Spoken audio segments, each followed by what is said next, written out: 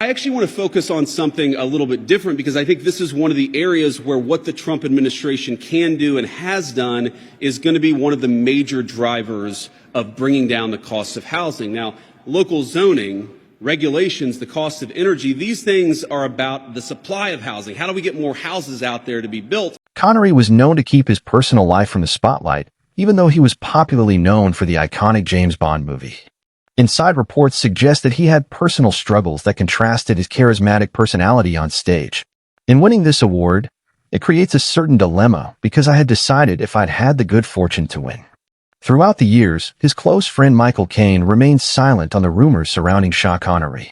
Now he has decided to speak up and talk about the real James Bond, offering a fresh perspective on the man behind the legend. Did Michael Caine's story confirm the rumors about his friend, or did it leave the public with even more to worry about his legend and legacy? Join us as we take a closer look at Michael Caine's revelations and find out who Sean Connery really was. Well, I did in fact. The film opened in Ireland, and we were there, and we all went to the races together. Beyond the spotlight, the movie star started his career as a bodybuilder in Scotland before he became the beloved James Bond. He was known as a charismatic man with a lot of confidence. However, despite this reputation, he faced a lot of challenges that contrasted with his movie role. Reports have it that he kept this life hidden from the media due to how controversial it was. There were a lot of rumors about his personality and how his behavior off-camera did not match his image as James Bond. Sean Connery became James Bond in 1962, but almost didn't get the part. Ian Fleming, who wrote the Bond books, had other actors in mind. No one knew who Connery was back then. Plus, some folks didn't want a Scottish actor playing a classic English spy. He had to fight for the role. He even nearly missed an audition because he was helping a friend move. The studio people weren't sure about his looks either, but Connery didn't give up. He worked hard and proved to everyone he was perfect for Bond. So, I have to fight it, as it were, on its own terms. Sean and Michael Caine were best friends for 50 years. When Sean died, Michael opened up about what his friend was really like. He shared how Sean had a hard time with fame and felt troubled by it, and that's why he packed up and left Hollywood looking for a quieter life. What turned Connery from a struggling actor into a superstar? Was it just landing the role of Bond, or was there more to his rise to fame? The humble beginnings. Sean Connery was born in Edinburgh, Scotland, on August 25, 1930. His parents named him Thomas Sean Connery after his dad's father. He grew up at 176 Fountainbridge in a building that's been torn down since. His mom, Effie, worked as a cleaner. She got her name from her grandmother, Euphemia McBain, who came from a place called Ceres in F. His dad, Joseph, worked in a factory and drove trucks for a living. His dad's grandparents moved to Scotland from Wexford, Ireland, back in the 1800s. His great-granddad, James, was an Irish traveler. The rest of his family had Scottish roots, with some of his mom's side speaking Gaelic from places like Fay and Skye. His dad was Catholic, and his mom was Protestant. Though he started small, he shot up around age 12 and grew to 6 feet 2 inches by 18. Teens called him Big Tam. He hung out with an Irish friend named Seamus. When they were together, people used his middle name, Sean, since it went well with Seamus. Everything was pretty dreary and drab. After that, he kept using Sean instead of Tommy. Connery's first job was delivering milk for St. Cuthbert's Co-op in Edinburgh. Years later, at a film festival, he shocked a taxi driver by naming every street they passed. He knew them all from his milk route. At 16, he joined the Royal Navy, where he got 2 tattoos that meant a lot to him. One was for his parents, and the other showed his love for Scotland. He trained with guns in Portsmouth and served on a ship called HMS Formidable. But at 19, the Navy let him go because of stomach ulcers, something that ran in the men in his family. Connery came from humble beginnings and worked hard from day one.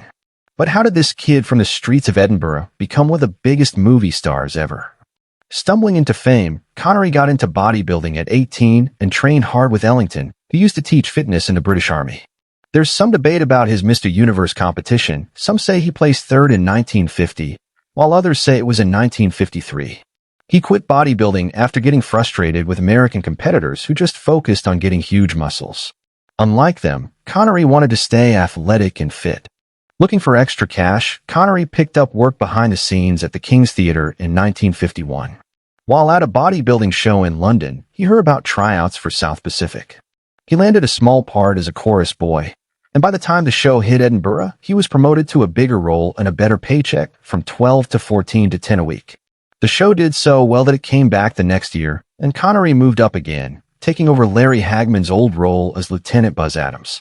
Even with his extra acting gigs, Connery was broke and had to babysit for a journalist named Peter Noble to earn 10 shillings a night. At Noble's house, he met actress Shelley Winters, who thought he was incredibly handsome. He crashed at TV host Lou Gardner's place during this time. His agent got him a role in a play called Witness for the prosecution that paid £6 a week. That led to more theater work. He acted in A Point of Departure, A Witch in Time at Kew Theatre, The Baccy at Oxford, and Anna Christie with Jill Bennett. During all this, he became good friends with another Scottish actor, Ian Bannon.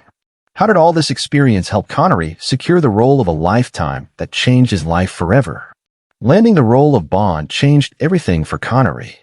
Though he wasn't sure about signing up for multiple movies at first, he saw it could boost his career. He played 007 in 5 films between 1962 and 1967, Dr. No, From Russia with Love, Goldfinger, Thunderball, and You Only Live Twice. After quitting, he came back twice more for Diamonds Are Forever in 1971 and Never Say Never Again in 1983. Every single Bond film was a box office hit. He played the role so well that the American Film Institute ranked his Bond as one of the top movie heroes of all time. We might never have seen Connery as Bond if it wasn't for Dana Broccoli. She convinced her husband, Cubby, to give him the role. Even Ian Fleming, who created Bond, didn't want Connery at first. He thought he was too muscular and rough for the part, but when Fleming's girlfriend Blanche said Connery used charm, Fleming gave him a chance. After seeing Dr. No, Fleming changed his mind completely. He was so impressed that he rewrote Bond's background, making his dad Scottish in his 1964 book You Only Live Twice. Director Terence Young helped shape Connery into Bond. He showed him the ropes, everything from how to walk and talk to table manners. Young's coaching paid off big time. After Dr. No came out, Connery got thousands of fan letters every week and became one of Hollywood's biggest symbols. A cuff around the ear type, almost a Victorian figure. After Dr. No hit theaters in 1962, Bond, James Bond, became one of the most famous movie lines ever. The way Connery said it was perfect, slow and cool, with his last name first, then first name, then last name again. Standing there in his tux with a cigarette, looking down at the bad guys, Connery made those 3 simple words feel both threatening and seductive. But behind that cool image, Connery's relationship with Bond was complicated.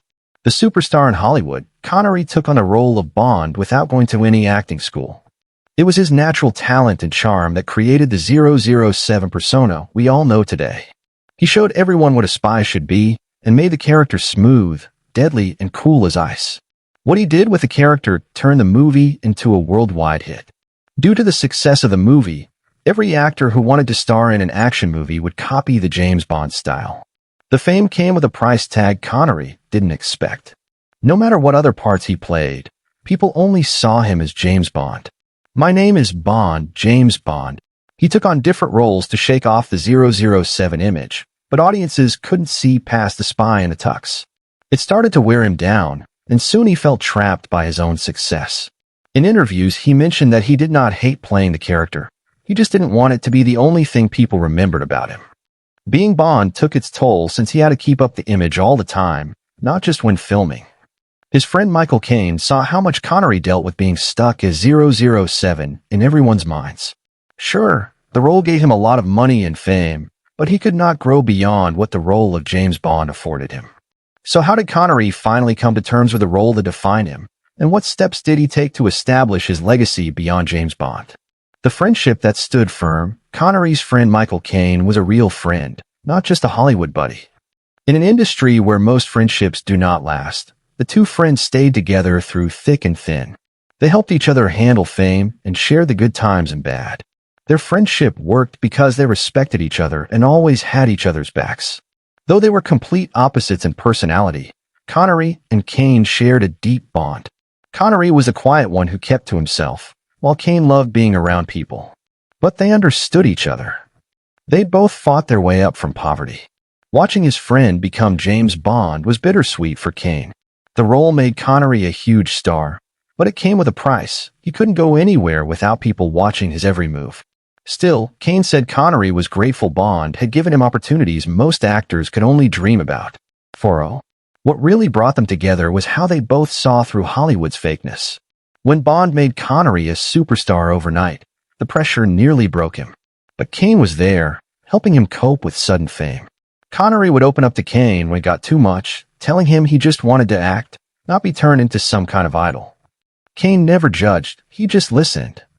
That's what real friends do. Finally, in 1975, they got to work together on a movie called The Man Who Would Be King. Shooting in Morocco was tough. The weather was brutal on everyone. While the crew worried about a big storm coming, Connery just laughed it off and told his friend that they would get through it. Seeing how cool Connery stayed under pressure made his friend love and respect him even more. By the way, I loved your speech last year when you got this award. Even after Connery moved to the Bahamas to get away from the Hollywood scene, he and Caine kept in touch. They would call each other regularly to talk about family and life's simple moments. For Caine, Connery was like a big brother who always had his back. Caine used to say that Connery taught him real friendship means sticking around when times get tough, and that's exactly what they did for each other. So what was the final straw that motivated Connery's decision to leave Hollywood behind? And how does his legacy continue to influence generations of actors today? After years of questions about why Connery left Hollywood, Caine is finally telling his side. After half a century of friendship, he wants people to know the real Sean. Sure, the papers painted Connery as difficult, saying he was too demanding with directors and fellow actors. But Caine tells it differently. His friend wasn't being difficult, he just wanted everyone to care as much about the work as he did. Connery's perfectionism caused problems outside of acting too. In 1965, Connery gave a controversial Playboy interview where he made some deeply troubling comments supporting violence against women. When asked about the subject, he defended the idea of hitting women under certain circumstances, suggesting it could be justified if other options were exhausted. These remarks would follow and haunt him for decades to come. When the topic came up again in a 1987 interview with Barbara Walters, Connery stood by his earlier comments, suggesting that violence could be justified when women were provocative. Well, if you have tried everything else, and women are pretty good at it. Even in 1993, talking to Vanity Fair, he tried to defend his stance, arguing there were worse ways to hurt someone than physical violence. His words would come back to haunt him. The public turned against him, questioning who he was behind the charm, and many of his fans walked away. People remembered that he had troubles with his first marriage. In her 2006 book, his ex-wife claimed that he was mentally and physically abusive during their time together. These claims blew up because of the comments he made about hitting women. They had to skip a Scottish Parliament appearance in 2006 because of the backlash.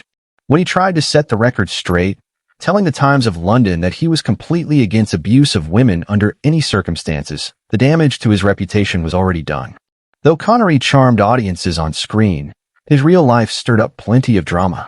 But was it just his controversial comments that made him leave Hollywood, or was there more to the story?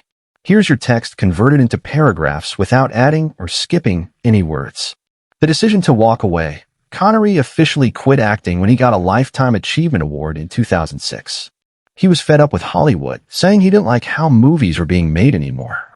When rumors spread that he might come back for another Indiana Jones movie in 2007, he shot them down, joking that he was having too much fun being retired. I promised to do everything I can to deserve it, except retire. In 2010, fans in Estonia put up a bronze bust of him outside their Scottish club. He did come back once in 2012 to do a voice role in a Scottish cartoon called Sir Billy, where he also helped produce a longer version. Connery's last movie, The League of Extraordinary Gentlemen, pushed him over the edge. The whole thing was a mess, according to him. He fought constantly with director Stephen Norrington, even saying the guy should have been locked up for being crazy.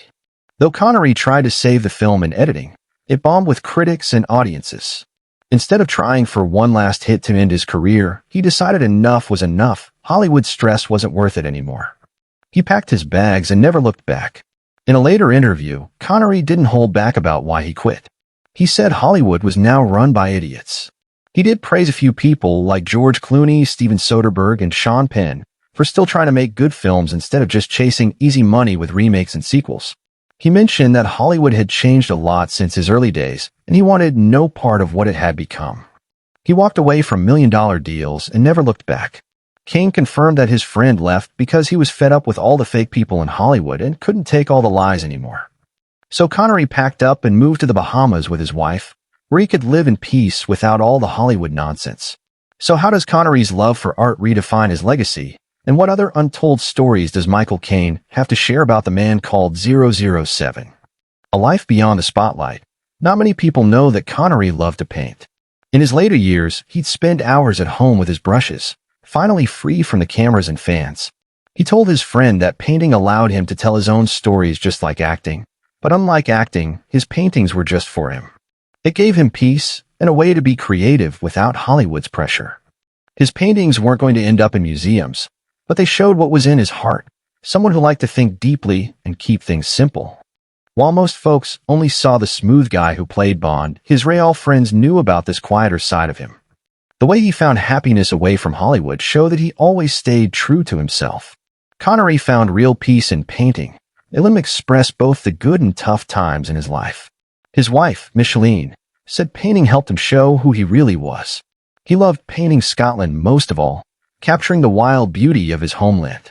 Micheline called his artwork silent confessions, like he could share his feelings through paint better than words. Behind the Bond image, Connery was just a guy who loved his wife and liked to paint. Fame never went to his head. He stayed real through it all. Whether he was working on a painting or spending time with Micheline, he found happiness in life's simple moments. These little-known parts of him show there was more to Connery than his tough guy act. He cared deeply about his family and never forgot where he came from. What other secrets did Sean Connery keep from the spotlight, and how did they make him the man we remember today? Trouble with women. Besides loving his wife, Connery lived pretty simply despite being a huge star. He'd rather read a book than hit red carpet events. Caine says his friend kept a diary too. It was his way of sorting out his thoughts. Every day, he'd write about life, being famous, and what mattered to him. Those diaries stayed private, but they show how Connery was always thinking deeply about stuff beyond just being a movie star.